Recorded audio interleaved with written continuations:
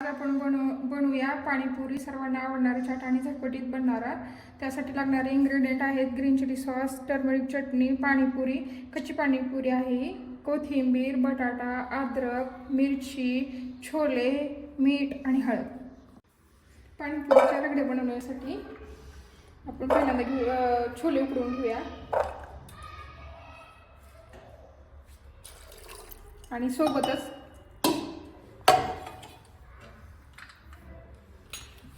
बटाटाही उकडून घेऊया त्यासोबत।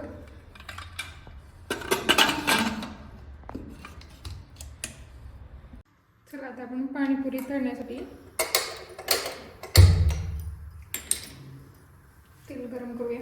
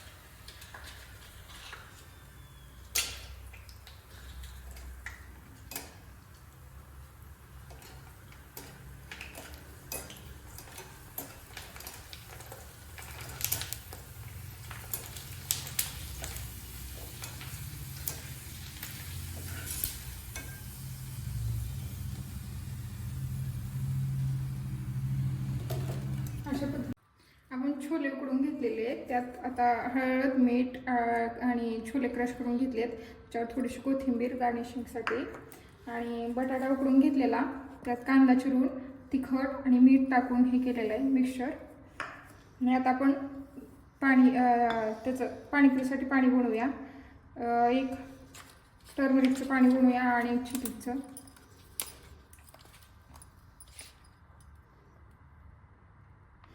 हे टर्मरिक इमली चटणी तर आपल्याला सहज कुठेही बाजारात भेटते किंवा घरीही बनवू शकता। त्याचा व्हिडिओ पाहिजे असेल तर परत कमेंट करा, मी तुम्हाला नक्कीच दाखवेल त्याचा। आणि ही चिली सॉस पण आपण घरी बनवू शकतो, पण मी बाजारातून आणलं आहे।